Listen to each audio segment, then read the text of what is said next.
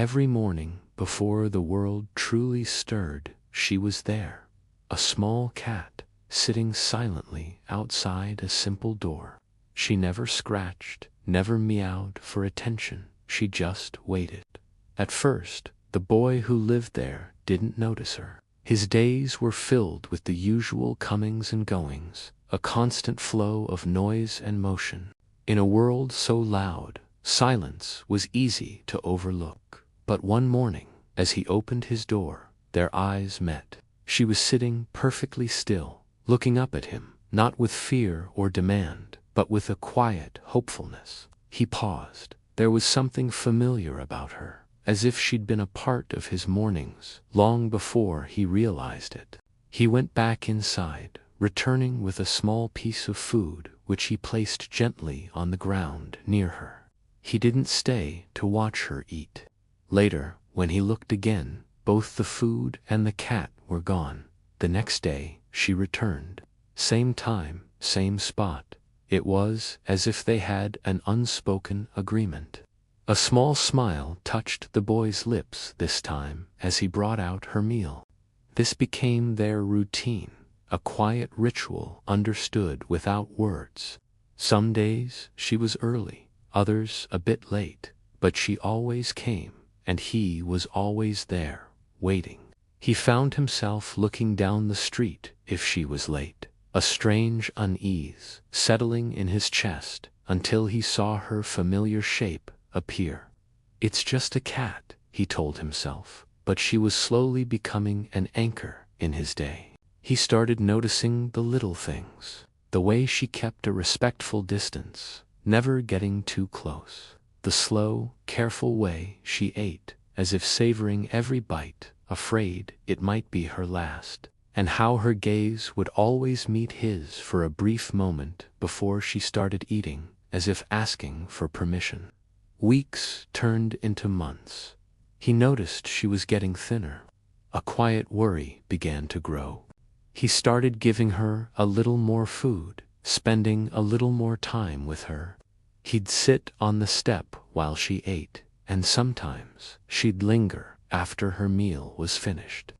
Not touching him, not asking for anything more, just being there, sharing a moment of peace.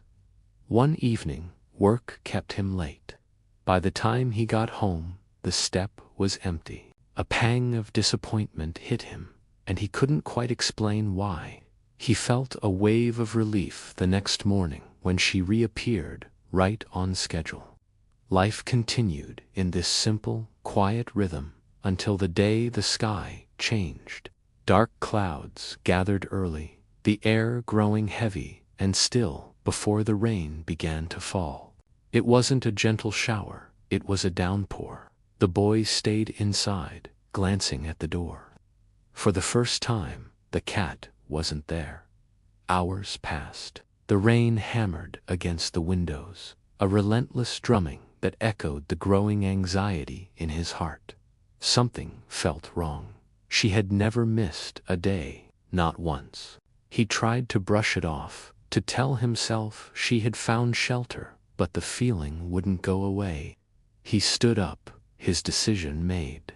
He wrapped some food carefully, telling himself he was being foolish, but his heart was pounding. He stepped out into the storm.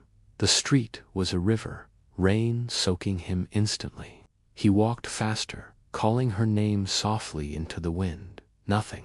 He rounded the corner to the spot where she sometimes waited, and then he saw her, lying near the wall, not sitting, not waiting, just lying there, her small body barely moving.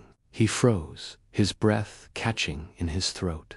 He dropped to his knees beside her, the cold rain plastering his hair to his face. He called her name again, his voice trembling. No response. He reached out and touched her gently. She was so cold. Her breathing was shallow, a faint rise and fall of her chest. Panic seized him. "I'm here," he whispered, not knowing if she could even hear him. He carefully wrapped her in his jacket, lifting her fragile weight into his arms. She didn't resist. She didn't move. He ran. He ran back home, the world a blur of rain and fear. He placed her gently on a warm, dry towel and tried to give her food, then water. She wouldn't take either. He sat beside her, his hands shaking, feeling utterly helpless. "I should have come sooner," he said to the quiet room. Her eyes flickered open, just a fraction. She looked at him with the same trusting gaze she gave him every morning. Her breathing slowed. He leaned closer. "I'm sorry," he whispered. "I didn't know." She moved her head just slightly, a tiny motion to acknowledge his presence. Her breaths grew softer and slower, and then they stopped. The room fell silent, but it was a new kind of silence, an empty one. He didn't move. He stayed there for a long time, holding her as the rain continued to fall outside. That night, the step outside his door remained empty. The next morning, out of habit, out of a sliver of foolish hope, he opened the door. No one was there. The silence felt heavier than ever. Days passed. He still left a small bowl of food outside. A habit, a memory, a quiet tribute. Sometimes he'd catch himself looking down the street, imagining her sitting there, waiting patiently. He learned something in those empty days. Some lives enter ours, not to stay, but to teach. She hadn't asked for much, just a little food, a little time, a little kindness. And in losing her, he found a part of himself he hadn't known was missing.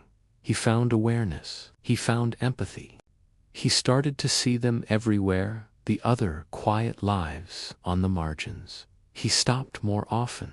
He helped more. Because he finally understood waiting isn't the same as surviving. And silence isn't the same as being okay.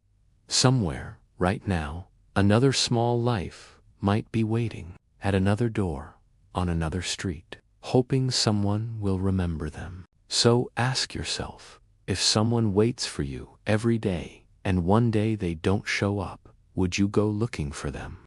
Would you get there in time? Or would you only realize too late